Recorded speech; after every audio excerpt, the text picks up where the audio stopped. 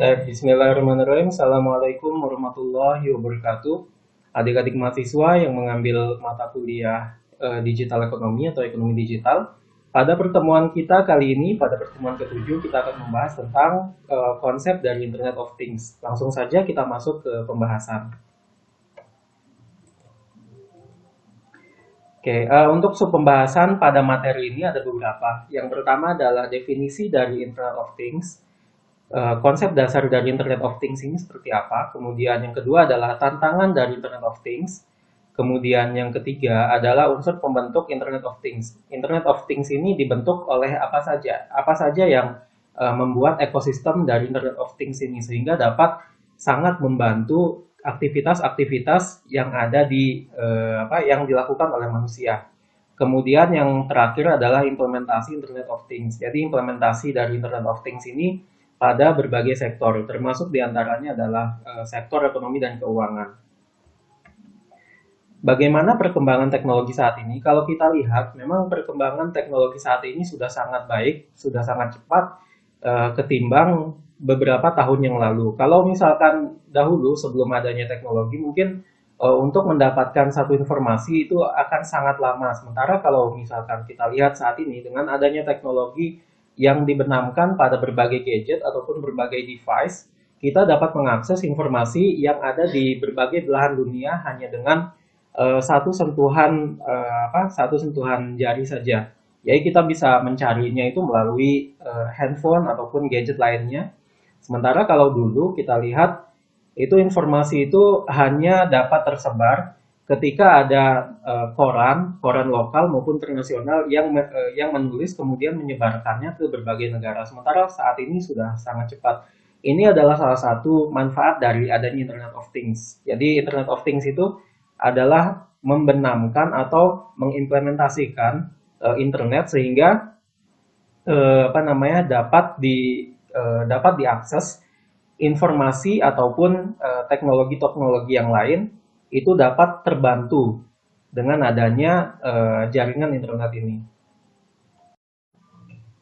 Selanjutnya kita akan membahas tentang konsep dari Internet of Things. Internet of Things ini adalah konsep di mana suatu objek dapat berkomunikasi atau saling mentransfer data tanpa memerlukan interaksi antar manusia sebagai pengguna atau user. Jadi yang dimaksud dengan objek di sini adalah berbagai teknologi yang sudah dibenamkan berbagai gadget, bisa berbagai gadget ataupun berbagai perangkat yang sudah dibenamkan jaringan internet.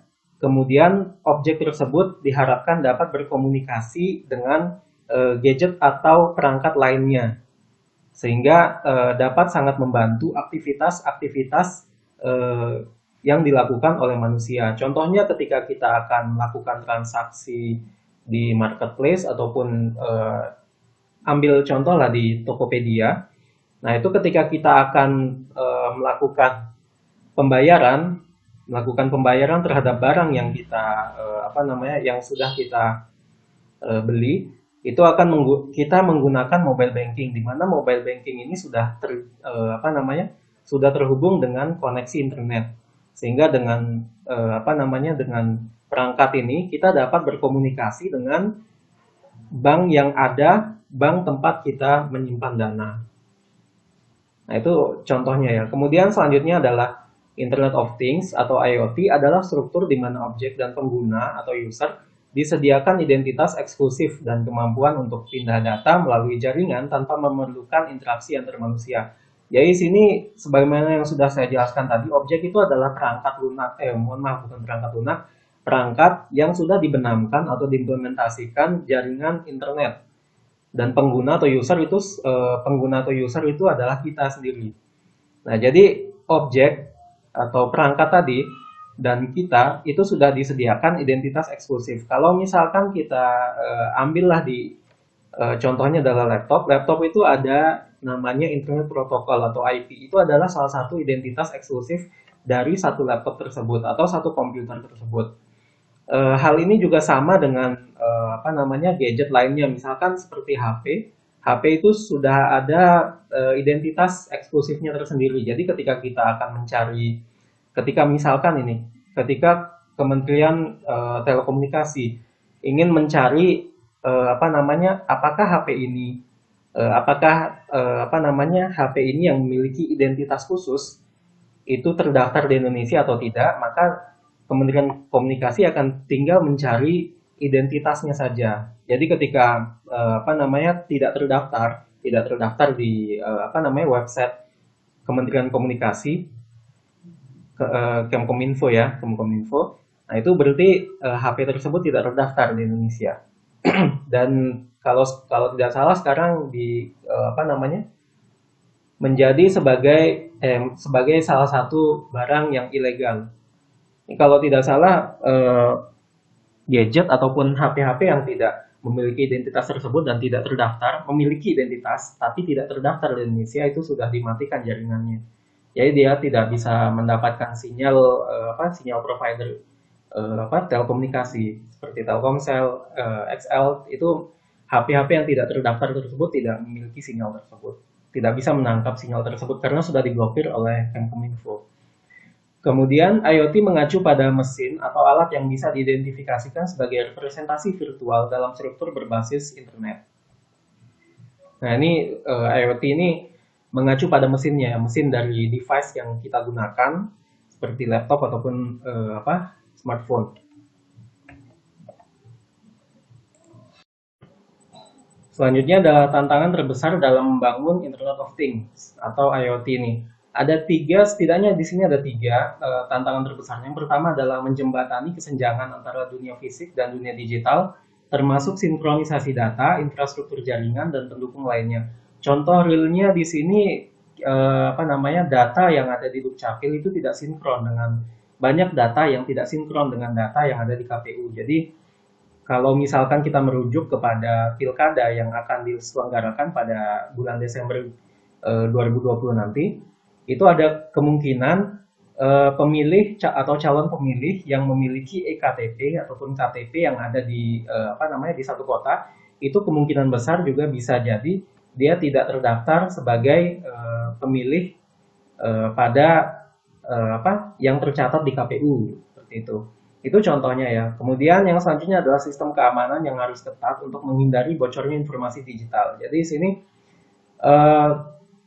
hacker-hacker ataupun bisa dibilang para orang-orang yang menginginkan untuk menjebol data atau informasi yang kita miliki itu sangat banyak, apalagi kalau misalkan kita termasuk ke dalam orang-orang, misalkan nih kita contohnya di perbankan saja ya, contohnya di perbankan itu misalkan kita memiliki tabungan yang banyak sekali, misalnya miliaran, nah itu bisa jadi kita menjadi salah satu target dari para hacker ini untuk dijebol data atau informasinya tersebut, sehingga di sini mengharuskan IoT atau Internet of Things ini untuk membuat satu sistem keamanan yang sangat ketat sehingga dapat meminimalisir.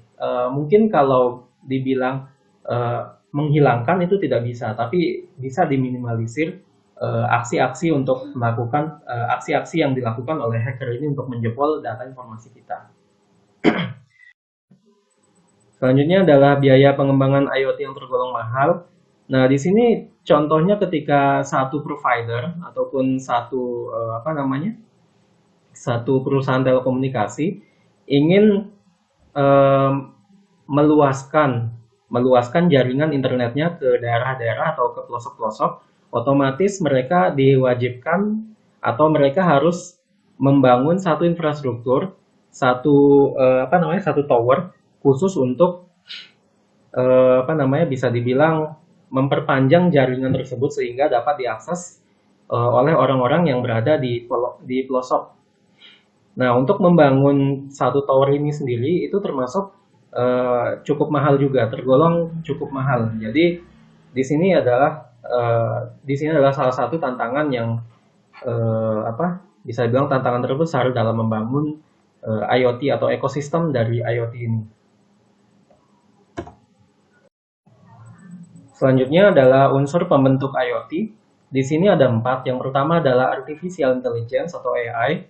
Nah, ini adalah kecerdasan buatan. Kalau bahasa Indonesianya itu adalah kecerdasan buatan yang ditanamkan ataupun diimplementasikan pada berbagai perangkat yang sudah ditanamkan juga jaringan internet. Nah, kemudian yang kedua adalah konektivitas atau jaringan. Nah, di sini kalau di sini ya konektivitas atau jaringan dari internet itu sendiri. Kemudian selanjutnya adalah sensor pada things. Jadi sensor ini contohnya ketika kita akan apa namanya melakukan pembayaran untuk jalan tol, akses jalan tol, kita memerlukan e-toll card. Nah, e-toll card ini adanya di Jabodetabek. Kalau hingga saat ini yang saya ketahui adanya di Jabodetabek. Jadi ketika mereka akan mengakses jalan tol, mereka melakukan pembayaran dengan cara menempelkan kartu e-toll tersebut pada satu mesin yang khusus apa namanya bisa menerima e-toll card tersebut. Kemudian ketika akan menggunakan jalan tol tersebut dan ketika sudah ditempelkan otomatis saldonya akan tertransfer dari e-toll card tersebut ke mesin yang ada di situ. Kemudian selanjutnya adalah perangkat. Perangkat ini ya termasuk ke dalamnya adalah laptop, kemudian smartphone dan lain sebagainya yang sudah ditanamkan jaringan internet. Selanjutnya adalah implementasi IoT di berbagai sektor. Nah, di sini ada empat sektor yang saya highlight atau saya soroti. Yang pertama adalah pertanian. Pertanian dengan adanya IoT, seorang petani mendapatkan data suhu, curah hujan, kelembaban, kecepatan angin, serangan hama, muatan tanah, dan lain sebagainya yang sangat membantu ketika petani tersebut ingin melakukan kegiatannya bercocok tanam. Kemudian selanjutnya adalah medis. Di sini termasuk di dalamnya adalah data kesehatan pasien. Jadi dengan adanya IoT di sini sangat membantu pihak keluarga untuk memperoleh data kesehatan dari seorang pasien seperti detak jantung, tingkat gula dalam darah dan lain sebagainya. Kemudian selanjutnya adalah transportasi. Dengan adanya IoT ini sangat membantu interaksi antar komponen dari satu kendaraan. Kemudian manajemen logistik dan armada, kemudian smart card dan lain-lain. Smart card ini adalah salah satu mobil yang dikembangkan menggunakan teknologi sehingga satu mobil tersebut, smart car tersebut dapat, kalau tidak salah ya, salah satu fiturnya itu adalah dapat menyetir sendiri gitu, menyetir sendiri sehingga dari drivernya itu tidak perlu menyetir manual. Jadi cukup tidur saja di mobil tersebut. Smart car tersebut akan menyetir sendiri ke tujuannya dengan cara otomatis.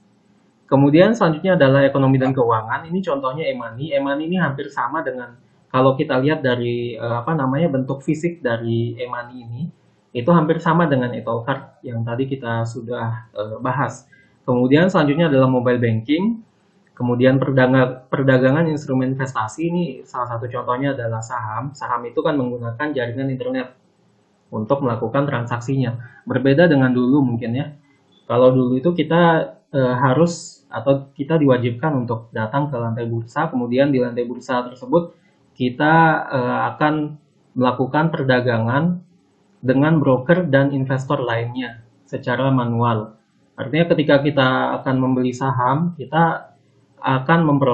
ketika kita membeli saham, kita memperoleh satu sertifikat saham. Sementara kalau sekarang ketika kita membeli saham, maka kita sudah ada data digitalnya di akun broker kita. Kemudian selanjutnya adalah data real valuta asing, kemudian crowdfunding. Crowdfunding ini contohnya kita bisa yang memang bisa dibilang paling populer untuk pengumpulan dana untuk membantu orang-orang yang membutuhkan dan lain sebagainya. Tapi mungkin cukup sekian untuk materi pertemuan kita kali ini. Untuk selanjutnya kita akan lanjutkan pada diskusi melalui WhatsApp group. Terima kasih atas perhatian adik-adik mahasiswa. Assalamualaikum warahmatullahi wabarakatuh.